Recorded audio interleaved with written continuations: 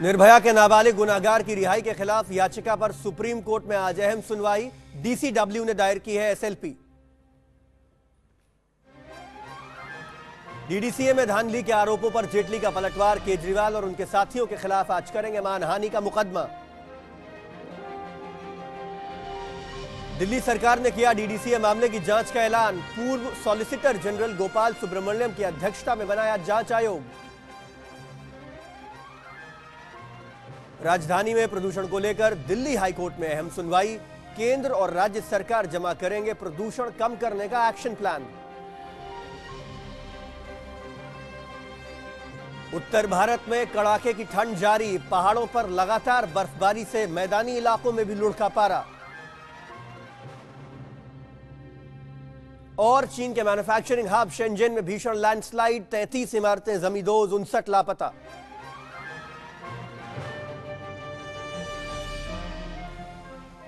और आगे बढ़े उससे पहले दिखाते हैं आपको 50 खबरें फटाफट।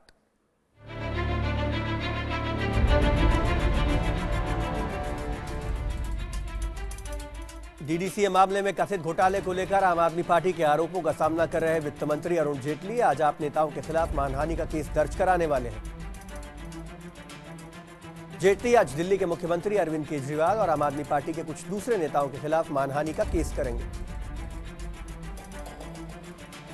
जेटली केजरीवाल के साथ आपके दूसरे नेताओं कुमार विश्वास, आशुतोष, संजय सिंह, राघव चड्ढा और दीपक वाजपेयी के खिलाफ भी केस दर्ज कराएंगे। आपने भी जेटली के खिलाफ केस दर्ज कराने का ऐलान किया है। आप नेता संजय सिंह ने कल ट्वीट कर कहा कि वो आज जेटली के खिलाफ एफआईआर दर्ज कराएंगे। जेटली की ओर से मानहानि के मुकदमे की बात सामने आने के बाद आप नेता आशुतोष ने पलटवार किया है। आशुतोष ने ट्वीट कर जेटली को बीजेपी का सुरेश कलमाड़ी बताया है। आशुतोष ने ट्वीट किया कि वो और उनकी पार्टी के नेता मानहानि के केस की धमकी से नहीं डरते। उन्होंने जेटली से आरोपों पर जवाब देने की मांग की है। आम आदमी पार्टी ने जेटली पर उनके अध्यक्ष रहते डीडीसीए में घोटाले के आरोप लगाए हैं। पार्टी को इस मुद्दे पर बीजेपी सांसद कीर्ति आजाद और पूर्व क्रिकेटर बिशन सिंह बेदी का भी साथ मिला है। बीजेपी सांसद कीर्ति आजाद ने वित्त मंत्री अरुण जेटली पर एक बार फिर बिना नाम लिए निशाना साधा है। उन्होंने रविवार शाम को एक पीसी करके डीडीसीए में करोड़ों रुपए का फर्जीवाड़ा होने का आरोप लगाया। पूर्व क्रिकेटर बिशन सिंह बेदी के साथ कीर्ति आजाद ने कहा इस फर्जीवाड़े की ईडी और डीआरआई से जांच कराई जानी चाहिए। आजाद के आरोपों को डीडीसीए ने खारिज किया है। डीडीसीए अध्यक्ष और दूसरे पदाधिकारियों ने आजाद के आरोपों को गलत बताया है। फैक्ट फिगर वो लोग दे रहे हैं वो सारी फैक्ट फिगर उनके हमारे हिसाब से बिल्कुल गलत है। केवल एक कंपनी उनमें से है जिसके साथ में हमारे प्रोफेशनल कॉन्ट्रैक्ट किया था, कुछ उनकी सर्विसेज हमने ली थी, वाज कंसल्टेंसी। उसके अलावा जितने भी नाम उन लोगों ने वहाँ पर लिए हैं वो सारे के सारे नाम बिल्कुल गलत हैं। एक भी नाम के साथ में डीडीसीए का कोई कनेक्शन नहीं है। कोई बिल हमारा वहाँ उनका अकाउंट फॉर्म नहीं हुआ है, कोई जमा नहीं हुआ है, कोई पेमेंट नहीं हुआ है। निर्भया के नाबालिग गुनाहगार की रिहाई के खिलाफ याचिका पर सुप्रीम कोर्ट में आज अहम सुनवाई है। नाबालिग दोषी की रिहाई के खिलाफ डीसीडब्ल्यू ने सुप्रीम कोर्ट में एसएलपी दायर की है। पिछले हफ्ते दिल्ली हाईकोर्ट ने नाबालिग की रिहाई पर रोक लगाने से इनकार कर दिया था। जस्टिस आदर्श कुमार गोयल और जस्टिस यूयू ललित की वेकेशन बेंच इस मामले की सुनवाई करेगी। 19-20 दिसंबर की रात को डीसीडब्ल्यू के अध्यक्ष स्वाति मालीवाल ने यह याचिका दायर की। उन्होंने नाबालिग को रिहा करने के लिए समाज के लिए खतरनाक बताया। मालीवाल ने अपनी याचिका में तर्क दिया कि रिहाई से पहले नाबालिग गुनाहगार के स्टेट ऑफ माइंड की जांच नहीं हुई। निर्भया का नाबालिग गुनाहगार रिहा हो चुका है और फिलहाल एक एनजीओ की निगरानी में है। उसकी रिहाई के खिलाफ विरोध प्रदर्शन भी शुरू हो चुका है। रिहाई का विरोध कर रहे निर्भया के माता पिता को दूसरे प्रदर्शनकारियों के साथ रविवार को फिर हिरासत में ले लिया गया। इन लोगों को इंडिया गेट के पास से राजपथ से जबरन उठा लिया गया। हालांकि इन्हें थोड़ी देर बाद दूसरी जगह ले जाकर छोड़ दिया गया। नाबालिग दोषी के खिलाफ निर्भया के माता पिता समेत बड़ी संख्या में लोग रविवार सुबह से ही प्रदर्शन कर रहे थे। इन लोगों ने शाम को इंडिया गेट पर कैंडल मार्च निकाला और रिहाई का विरोध किया। इस दौरान निर्भया के माता पिता ने सरकार को जमकर कोसा। तमाम विरोध के बावजूद दिल्ली के बहुचर्चित निर्भया कांड के नाबालिग दोषी को रिहा कर दिया गया है। इस दोषी को 3 साल पूरे होने के साथ ही रिहा कर दिया गया है। इंडिया गेट पर प्रशासन ने धारा 144 लगा रखी थी। इस दौरान वहां बड़ी संख्या में सुरक्षाकर्मी तैनात थे। साथ ही पुलिस ने यहां बैरिकेड्स भी लगा रखे थे। प्रदर्शनकारियों ने इस दौरान बैरिकेड्स तोड़ने की कोशिश भी की। अब तक हंगामों की भेंट चल रहे संसद के शीतकालीन सत्र में आज भी हंगामे के आसार हैं। डीडीसीए मामले में सोनिया गांधी का नाम घसीटे जाने से नाराज कांग्रेस आज इस मुद्दे पर संसद में हंगामा कर सकती है। कांग्रेस अरुण जेटली के उस बयान से नाराज है जिसमें उन्होंने कहा कि डीडीसीए मामले में एक बीजेपी सांसद के कहने पर सोनिया गांधी ने उन्हें फंसाने की कोशिश की है। जेटली ने कहा था कि उनकी पार्टी के एक सांसद सोनिया गांधी से मिले हैं और दोनों में उन्हें फिक्स करने को लेकर बात हुई है। जेटली का इशारा बीजेपी सांसद कीर्ति आजाद की तरफ था। राजधानी में बढ़ते पोल्यूशन को देखते हुए प्रधानमंत्री नरेंद्र मोदी आज सांसदों को बैटरी से चलने वाली 2 बसें भेंट करेंगे। पीएम इन इलेक्ट्रिक बसों को लोकसभा स्पीकर सुमित्रा महाजन और परिवहन मंत्री नितिन गडकरी की मौजूदगी में भेंट करेंगे। मुख्य चुनाव आयुक्त नसीम जैदी आज असम के दौरे पर जा रहे हैं। जैदी वहां चुनाव की तैयारियों का जायजा लेंगे। असम में अगले साल मार्च-अप्रैल में विधानसभा चुनाव हो सकते हैं। जैदी अपने दौरे पर चुनाव अधिकारियों के साथ साथ राजनीतिक दलों के प्रतिनिधियों से भी मुलाकात करेंगे। दक्षिण कश्मीर के पुलवामा जिले में रविवार को कुछ संदिग्ध आतंकवादियों ने एक पुलिस चौकी पर ग्रेनेड हमला कर दिया। हमला पुलवामा के काकापोड़ा पुलिस चौकी पर हुआ। हमले में जानमाल का कोई नुकसान नहीं हुआ। सुरक्षा बल आतंकवादियों को पकड़ने के लिए सर्च ऑपरेशन चला रहे हैं। यूपी के संभल में चुनावी रंजिश को लेकर 2 गुटों में हुई गोलीबारी में 2 लोगों की मौत हो गई जबकि 5 लोग गंभीर रूप से जख्मी हैं। घायलों की हालत नाजुक बनी हुई है। घटना बहजोई थाना क्षेत्र के किसैली गांव की है। गांव में एक शादी थी मगर वहां नवनिर्वाचित ग्राम प्रधान और हारे हुए उम्मीदवार के समर्थक आपस में भिड़ गए। दोनों पक्षों में जमकर फायरिंग हुई। घायलों में 3 बाराती भी शामिल हैं। फरीदाबाद में हरियाणा पुलिस के एक जवान पर उसके ही ससुराल वालों ने धारदार हथियारों से हमला कर दिया। हमलावरों ने पुलिसकर्मी की पत्नी को भी नहीं बख्शा। घायल पति पत्नी का फरीदाबाद के एक निजी हॉस्पिटल में इलाज चल रहा है। हरियाणा पुलिस में बतौर कंप्यूटर ऑपरेटर काम करने वाला वीरेंद्र बल्लभगढ़ में तैनात है। रविवार को वो अपने गांव आया था, तभी रात को उसके ससुराल वालों ने उस पर हमला किया। वीरेंद्र ने 3 साल पहले लव मैरिज की थी। यूपी के कौशाम्बी में अंधविश्वास के चक्कर में एक शख्स पत्नी का हत्यारा बन गया। ठंडे पानी में उसने अपनी बीवी को 4 घंटे तक नहलाया। विरोध करने पर पिटाई की जिससे पत्नी की मौत हो गई। कौशाम्बी के पिपरी थाना के गौसपुर गांव की घटना है। जल्द अमीर बनने के चक्कर में तंत्र मंत्र के चक्कर में एक आरोपी फंस गया और ये पत्नी पर तंत्र क्रिया करता था। झारखंड के एक 70 साल के बुजुर्ग अपने जज्बे की वजह से चर्चा में हैं। दुमका जिले के 70 साल के किसान श्यामल चौधरी ने अकेले 1500 फीट लंबा, 500 फीट चौड़ा और करीब 22 फीट गहरा तालाब खोद डाला। चौधरी को यह तालाब खोदने में करीब 24 बरस का वक्त लगा। तालाब की वजह से बंजर जमीन पर आज फसलें लहलहा रही हैं। आसपास से सैकड़ों एकड़ खेतों में इस तालाब से सिंचाई होती है। खास बात यह है कि तालाब का पानी गर्मियों में भी नहीं सूखता। पूरे उत्तर भारत में शीतलहर जारी है। पहाड़ी इलाकों में जहां भारी बर्फबारी हो रही है वहीं मैदानी इलाकों में भी कड़ाके की ठंड पड़ रही है। मौसम विभाग के मुताबिक पिछले 24 घंटों में ज्यादातर जगहों पर न्यूनतम तापमान में गिरावट दर्ज की गई है। आसमान साफ होने की वजह से रात के तापमान में गिरावट दर्ज की जा रही है। उत्तराखंड में भारी बर्फबारी हो रही है। सड़कों पर बर्फ की मोटी चादर बिछ जाने की वजह से कई जगहों पर ट्रैफिक में रुकावट देखने को मिल रही है। उत्तराखंड में बर्फबारी की वजह से पड़ोसी उत्तर प्रदेश में भी ठिठुरन बढ़ गई है। मौसम विभाग के मुताबिक यूपी में अगले 15 दिनों तक शीतलहर जारी रह सकती है। दिन में सूरज तो निकलेगा मगर न्यूनतम तापमान में गिरावट देखने को मिलेगी। हरियाणा के कुरुक्षेत्र स्थित ग्लोबल सिटी में मिलन समारोह का आयोजन हुआ जिसमें शहर के अलावा बाहर से भी बड़ी तादाद में लोगों ने शिरकत की। 89 एकड़ क्षेत्र में फैले ग्लोबल सिटी में आधुनिक सुविधाओं से ये लैस है। चारों ओर हरियाली, चौड़ी सड़कें, बेहतरीन इलेक्ट्रिसिटी और सुरक्षा व्यवस्था जैसी खूबियों ने इसे खास बना दिया। चीन के मैन्युफैक्चरिंग हब शेंजन में एक पहाड़ से मिट्टी खिसकने के कारण हुए भीषण लैंडस्लाइड में 33 इमारतें जमींदोज हो गई। रविवार को हुए इस हादसे में कम से कम 59 लोग लापता बताए जा रहे हैं। चीन की सबसे बड़ी शहरी आपदाओं में शामिल इस घटना के बाद 14 लोगों को मिट्टी के नीचे से बाहर निकाला गया। इस आपदा ने दक्षिण चीन के नए औद्योगिक पार्क में एक बड़े इलाके को अपनी चपेट में ले लिया। करीब 20,000 वर्ग मीटर क्षेत्र कीचड़ और मलबे से ढका हुआ है। दमकल कर्मी, पुलिस और स्वास्थ्य कर्मी समेत 1500 से ज्यादा लोग बचाव के काम में जुटे हुए हैं। चीनी अधिकारियों का कहना है कि मलबे में दबे लोगों में कुछ जिंदा हो सकते हैं। भूस्खलन के कारण पास में मौजूद एक गैस स्टेशन में भी धमाका हो गया।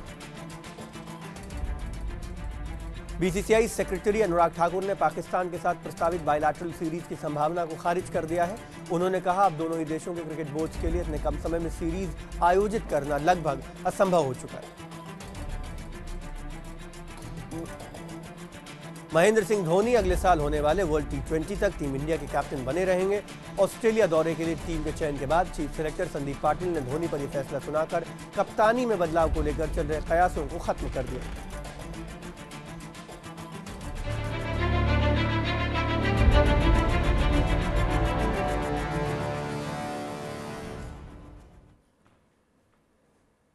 चलिए, डीडीसीए मामले में कथित घोटाले को लेकर आम आदमी पार्टी के आरोपों का सामना कर रहे वित्त मंत्री अरुण जेटली आज मानहानि का केस दर्ज कराने वाले हैं। जेटली आज दिल्ली के मुख्यमंत्री अरविंद केजरीवाल और आम आदमी पार्टी के कुछ दूसरे नेताओं के खिलाफ मानहानि का केस करेंगे। पीटीआई के मुताबिक जेटली केजरीवाल के साथ आम आदमी पार्टी के दूसरे नेताओं कुमार विश्वास, आशुतोष, संजय सिंह, राघव चड्ढा और दीपक वाजपेयी के खिलाफ भी केस दर्ज कराएंगे। वहीं आम आदमी पार्टी ने वित्त मंत्री अरुण जेटली के इस्तीफे की मांग दोहराई है। पार्टी ने भी जेटली के खिलाफ केस दर्ज कराने का ऐलान किया है।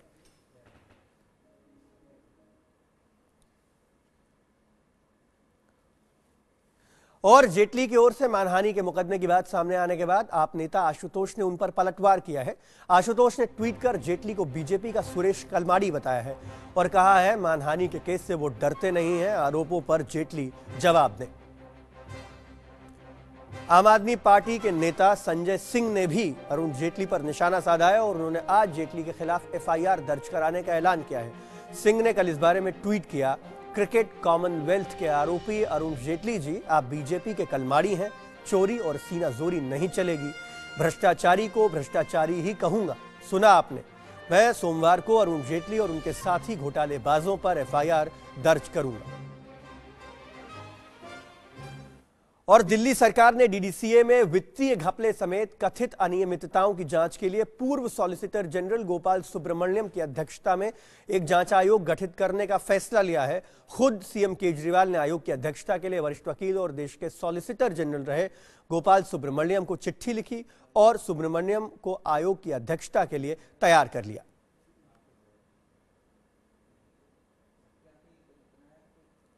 पूर्व क्रिकेटर और बीजेपी सांसद कीर्ति आजाद डीडीसीए स्कैम का खुलासा करने वाला एक सनसनीखेज वीडियो लेकर सामने आए हैं। इसमें फर्जी कंपनियों को करोड़ों रुपए के भुगतान किए जाने का दावा किया गया है। विकीलीक्स फॉर इंडिया के इस वीडियो में बताया गया है कि डीडीसीए ने यह तमाम भुगतान अरुण जेटली के अध्यक्ष रहते हुए किए, यानी अब जारी सियासी तूफान और बड़ा होने वाला है। फिरोज शाह कोटला स्टेडियम के रिनोवेशन के लिए 24 करोड़ रुपए का बजट निर्धारित हुआ, लेकिन खर्च हुए 114 करोड़ रुपए। रकम में इतना बड़ा फर्क क्यों आया और ये रकम किसे दिए गए? इन सवालों के जवाब 1999 से 2013 तक डीडीसीए के अध्यक्ष रहे और वर्तमान वित्त मंत्री अरुण जेटली से पूछे जाने लगे। लेकिन ये सवाल सियासी गलियारों में चक्कर काटते भर रहे और इन सब के बीच बीजेपी के सांसद और पूर्व भारतीय क्रिकेटर कीर्ति आजाद डीडीसीए में भ्रष्टाचार का खुलासा करने वाले कुछ खास वीडियो के साथ मीडिया के सामने आए, जिसमें बताया गया कि डीडीसीए ने एक लैपटॉप का एक दिन का किराया 16,000 रुपए दिया, जबकि डीडीसीए ने एक प्रिंटर का एक दिन का किराया 4,000 रुपए दिए। हम आपके सामने एक ऑडियो वीडियो प्रेजेंटेशन करेंगे जो विकीलीक्स फॉर इंडिया ने अलग अलग जाकर के उन कंपनियों को खोजा जिन कंपनियों को डीडीसीए में कॉन्ट्रैक्ट्स मिला था, और आप खुद देखेंगे तो समझेंगे 28 मिनट की वीडियो है और 5 भाग में है। इसके लास्ट के भाग में बड़े बड़े कॉन्ट्रैक्ट है करोड़ों वाले। इस वीडियो को विकीलीक्स फॉर इंडिया ने बनाया है, जिसमें उन तमाम कंपनियों का जिक्र किया गया है जिसे डीडीसीए ने काम के एवज में करोड़ों का भुगतान किया है। KS associates, Karol Bagh, Delhi. WikiLeaks India ने वीडियो में बताया कि इस पते पर यह कंपनी मिली। कंपनी के मालिक ने 2015 में डीडीसीए के लिए काम करने का दावा किया, लेकिन चौंकाने वाली बात यह है कि डीडीसीए ने 2015 में काम के एवज में 2013 में ही उसे भुगतान कर दिया। आरके ज्वेलर्स, दिल्ली। इस कंपनी को डीडीसीए ने लाखों रुपए का भुगतान किया। विकीलीक्स ने अपने वीडियो में बताया कि जांच के दौरान ज्वेलर्स ने डीडीसीए से किसी तरह के संबंध या उसके लिए कोई भी काम करने से मना कर दिया। अच्छी बात तो यह थी कि जांच में आरके ज्वेलर्स नाम की दुकान विकीलीक्स को मिल गई, लेकिन अभी भ्रष्टाचार के असली और बड़े पिटारों का खुलना बाकी था। सिटी टैक्स सॉल्यूशन, चित्रा विहार, दिल्ली। जांच में पता चला कि इस पते पर यह कंपनी कभी मौजूद ही नहीं थी, लेकिन इसे भी लाखों करोड़ रुपए डीडीसीए के खाते से मिले। मुंजाल कॉरपोरेशन, सदर बाजार, दिल्ली। जांच में इस पते को फर्जी पाया गया, लेकिन डीडीसीए ने इस काल्पनिक कंपनी को भी करोड़ों रुपए दिए। अगर इन तमाम बातों पर यकीन किया जाए तो कोई शक नहीं कि पिछले एक दशक में डीडीसीए में जमकर भ्रष्टाचार हुआ। खास बात यह है कि ये सारी गड़बड़ियां अरुण जेटली के अध्यक्ष रहते हुए हुई हैं, लेकिन हैरान करने वाले 5 वीडियो पैकेज लेकर आने वाले कीर्ति आजाद ने वित्त मंत्री जेटली पर कोई भी आरोप लगाने से इनकार कर दिया। तो मैं, अगर आप लोगों को सब दिख रहा हो तो हम इसके माध्यम से भ्रष्टाचार का खुलासा करेंगे।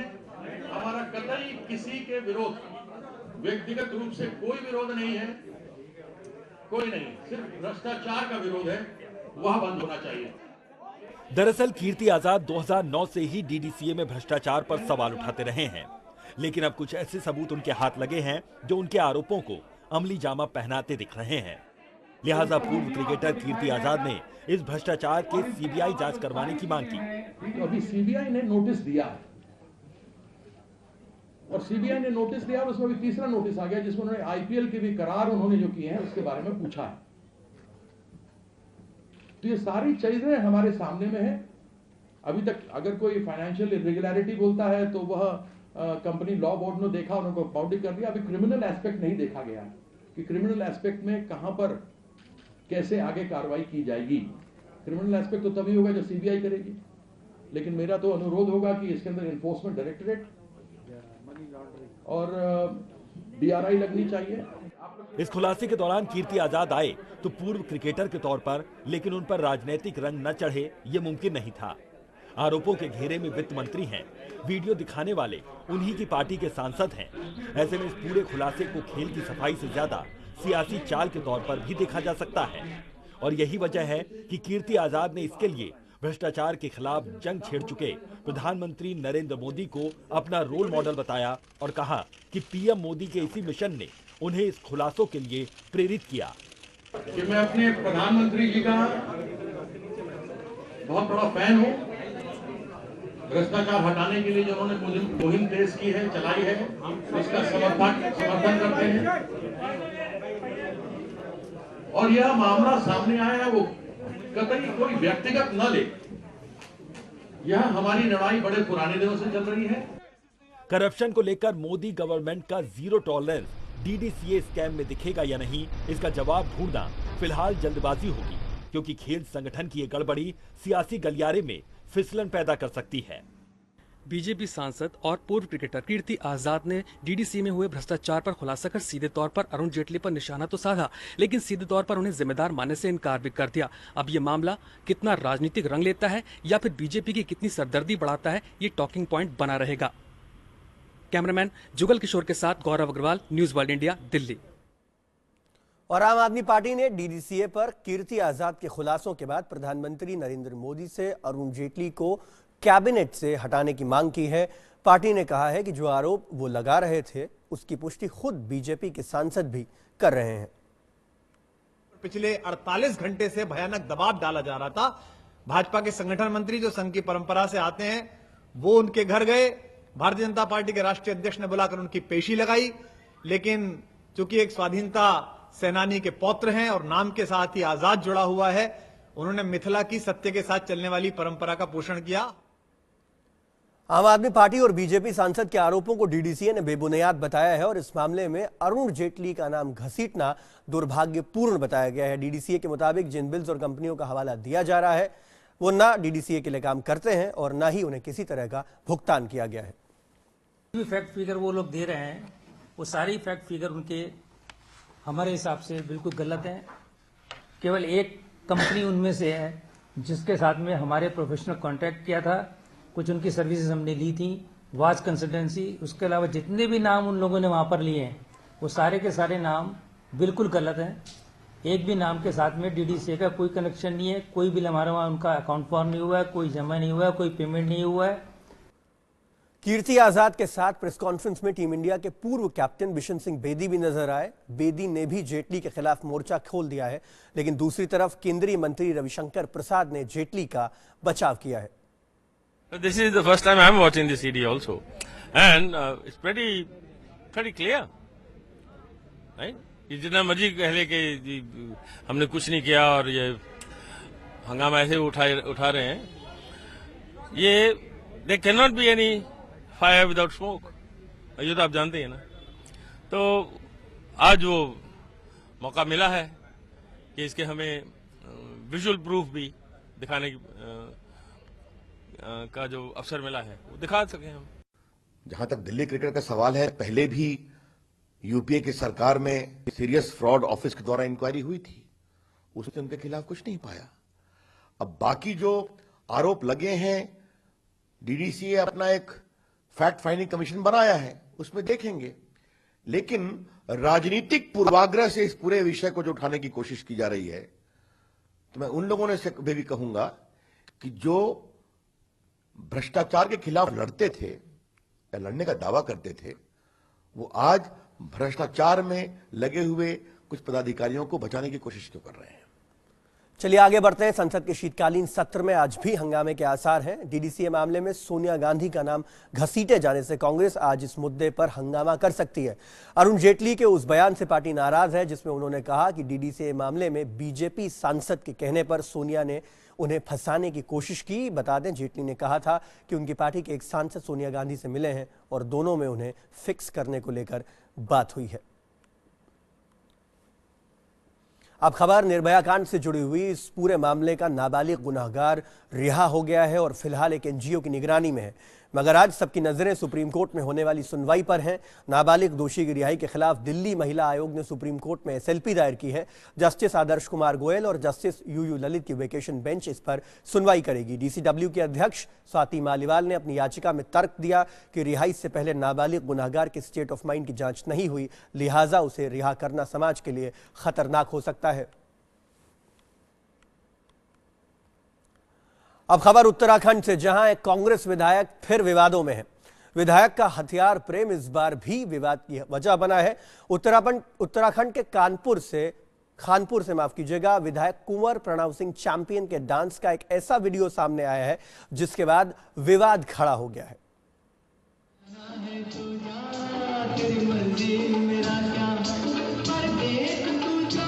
तमंचे पर डिस्को करा रहे ये हैं उत्तराखंड के खानपुर से विधायक कुंवर प्रणव सिंह चैंपियन। उत्तराखंड के रुड़की में एक होटल में कार्यक्रम था, वहीं विधायक महोदय अपनी शर्ट निकाल तमंचों के साथ कुछ इस अंदाज में डांस करते नजर आए। दोनों हाथों में रिवॉल्वर, जिसे लहराते हुए विधायक इस महिला के साथ जी भरकर थिरके।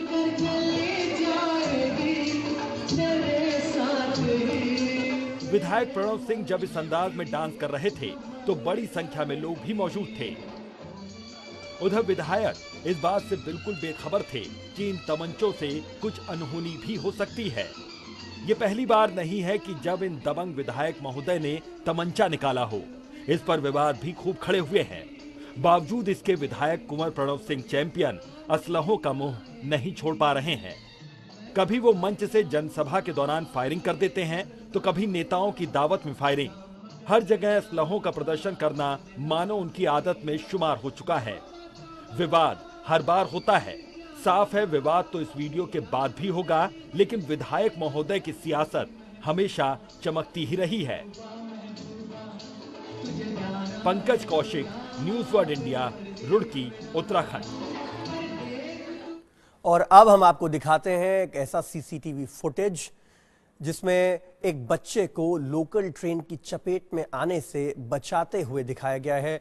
दरअसल यह घटना मुंबई के करीब ठाणे के अंबरनाथ की है, जहां 5 साल का एक बच्चा अपनी मां के साथ रेलवे पटरी से प्लेटफॉर्म पर नहीं चढ़ पाया और इतने में तेज रफ्तार लोकल ट्रेन दौड़ती हुई नजर आई। प्लेटफॉर्म पर मौजूद लोग जब तक कुछ समझते तब तक एक शख्स ने अपनी जान दांव पर लगाकर उस बच्चे को तेजी से प्लेटफॉर्म पर खींच लिया और बच्चे की जान बच गई। यह घटना पलक झपकने की तेजी से सामने आई। खबर चीन से, जहां एक सबसे विकसित शहरों में माने जाने वाले शेंजेन में एक पहाड़ से मिट्टी खिसकने के कारण हुए लैंडस्लाइड में 33 इमारतें जमींदोज हो गईं।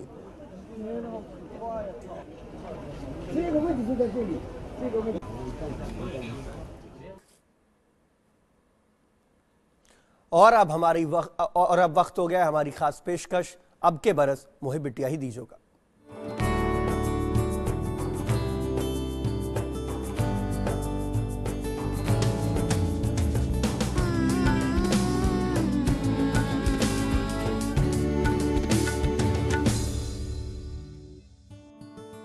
नमस्कार, स्वागत है आपका देश की बेटियों को समर्पित हमारी इस खास पेशकश में। मैं हूं आपके साथ मीना शर्मा। परों के बल पर पंछी नापते हैं आसमानों को, हमेशा पंछियों के हौसले पर से निकलते हैं। जी हां, जब बिहार की रहने वाली एक बेटी के सपनों को घरेलू हिंसा की आग ने झुलसा दिया तो उसने हौसलों के पंख लगाकर मंजिलों के फासले तय करने की ठान ली। एक ऐसा काम शुरू किया जिससे पहले कभी किसी बेटी ने बिहार में नहीं किया था और एक फैसले ने कैसे उसे दुनिया के सामने लाकर खड़ा कर दिया। मिलिए देश की पहली ई रिक्शा ड्राइवर से, जिसका हौसला खुद बिहार के मुख्यमंत्री भी बढ़ा चुके हैं। अंतर्राष्ट्रीय मानचित्र पर जाना पहचाना नाम है बिहार के गया जिले का। धार्मिक नगरी और बिहार का दूसरा सबसे बड़ा शहर, लेकिन ना तो धर्म नगरी की तरह उसकी पहचान और ना ही शहर की व्यापकता गया की संकुचित सोच को बदल पाई। तकदीर मानकर बर्दाश्त करते चले जाना महिलाओं की आदत। मेरा आदमी शराब पीते थे, घर में पी पा के आते थे, मारते पीटते थे, घर से बाहर निकाल देते, रात में घर से बाहर निकाल के रात में द्वारे पे बैठाते थे, रात में छोड़ देते थे। लेकिन हालात पर रोने की बजाय अपनी किस्मत बदलने का फैसला यहाँ की एक बेटी ने किया तो आंसुओं की जगह आत्मविश्वास ने ले ली, और इस आत्मविश्वास का नाम है बेबी। 14 साल की उम्र में शादी और 26 साल में 4 बच्चे, ना खाने को रोटी, ना बच्चों की स्कूल, ऊपर से शराबी पति के सितम। बेबी ने इस जीवन से बाहर निकलकर अपने बच्चों के लिए खूबसूरत बचपन का सपना देखा, लेकिन ना हाथ में कोई डिग्री थी, ना कोई हुनर जो आजीविका का जरिया बन सके। तो मैं ऐसे ही गाँव वाला के बोले, भाई पिंटू है कुछ बोध गया काम तो बता ना। तो कहते तू बोध गया में कुछ काम तो ना, गाड़ी चलाना है, पन्ना चलाएगी तू। रोते बिलखते जिंदगी गुजारने की बजाय आगे बढ़कर रास्ता तय करने का संकल्प बेबी ने लिया तो राह अपने आप आसान होती गई। हकीकत जो भी हो, नीतीश रिक्शा में बैठे तो बेबी का मनोबल बढ़ा। कुछ टीवी चैनल की एक स्टोरी के लिए चलने वाला कैमरा बेबी और उसकी माँ को ये उम्मीद जगा देता है कि शायद कोई नौकरी मिल जाए, कुछ इनाम दरवाजे पहुँच जाए। यही हम सबसे कृपया करेंगे कि हमको लिए एगो घर के व्यवस्था हमको करवा दीजिएगा आप लोग, तो बहुत अच्छी की बात है। हमको घर दूरा कुछ भी नहीं है। बेबी ने जो शुरुआत की थी, अब उस रास्ते दूसरी बेटियां भी आगे बढ़ रही हैं। बेबी की अपेक्षा है ऐसे माँ बाप से और उन परिवारों से कि वो अपनी बेटी को आत्मनिर्भर बनाएं, ताकि पति सम्मान के साथ लेकर जाएं और घरेलू हिंसा की जकड़न से ऐसी महिलाएं बाहर निकलें। ये देश का स्वाभिमान है और हमें इन पर अभिमान है।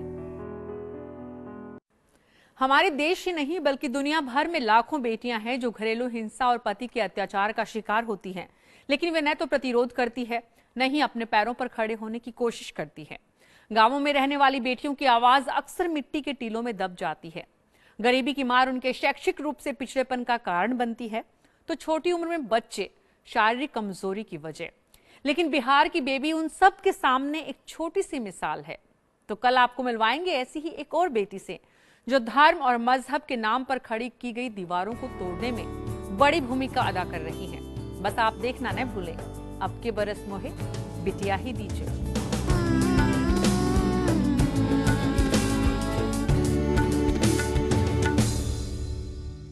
यूं हैं आजकल के लौंडे, ब्रेकअप होने पे रोते हैं,